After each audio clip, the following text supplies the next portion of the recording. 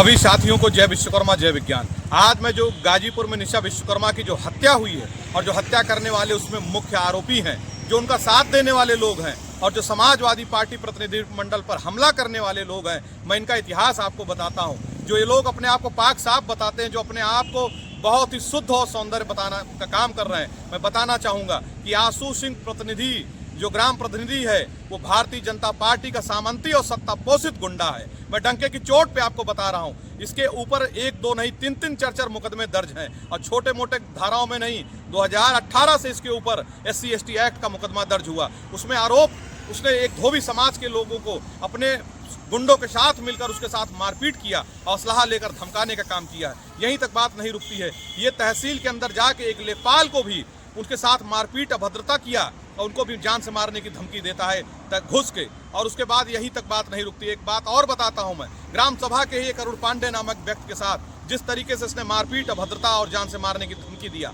ये बहुत ही ये सामंती गुंडा है। ये लगातार आपराधिक छवि का ये बहुत बड़ा इसका इतिहास बन चुका है। ये अपने इसी दम पे, और इसका संरक्षण देने वाले कौन लोग हैं आपको इसका भी इतिहास जानना होगा।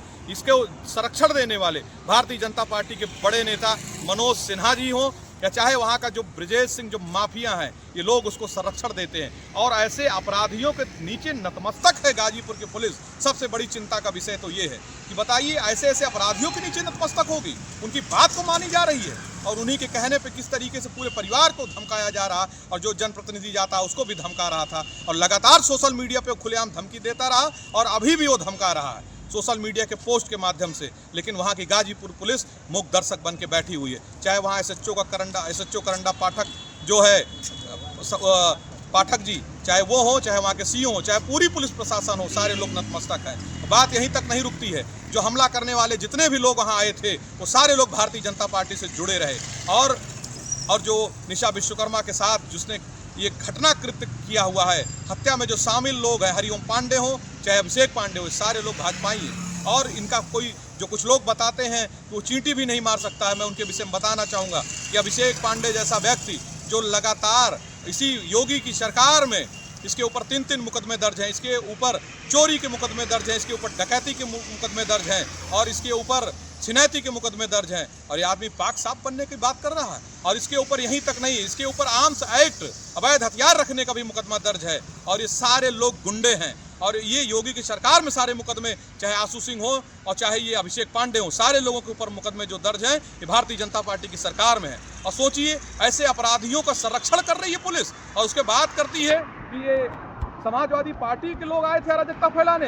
अरे गुंडों के सामने ये गाजीपुर की पुलिस जो नतमस्तक हुई है, ऐसे लोगों के बारे में समझना होगा। ये लोग जो पाक साफ बनने का काम कर रहे थे, मैं पूरा इतिहास मेरे पास है, पूरा डिटेल में आप लोगों को शेयर कर रहा हूं। और इस वीडियो को गाजीपुर पुलिस को जरूर शेयर करिए, उनसे पूछिए इस बात को कि किस बात का डर है, किससे आप डरते हैं। क्या भारतीय जनता पार्टी के एक छोटे से अदने से कार्यकर्ता जो एक गुंडा है, जो माफिया है, जो अपराधी है, ऐसे लोगों के नीचे आप नतमस्तक हो जाएंगे तो आप बिटिया को न्याय क्या दिलाएंगे। और मैं योगी जी से पूछना चाहूँगा, क्या आपके जो सामंती गुंडे हैं ऐसे लोगों को संरक्षण कर रहे हैं? आपका बुलडोजर कहाँ मर जाता है? और ये जो आपका जितने भी कार्यवाही की जा रही है ये केवल बहुजनों के ऊपर, हम लोग आवाज़ उठाते हैं तो हमारे ऊपर मुकदमा लिखा जाता है, देर रात में हमको धमकाया जाता है। और यहीं तक नहीं कि भारतीय जनता पार्टी के लोग, उनके सामंती गुंडे और पुलिस वाले मिलकर किस तरीके से बहुजनों पर हमला करने का काम करते हैं। बहुत बहुत धन्यवाद।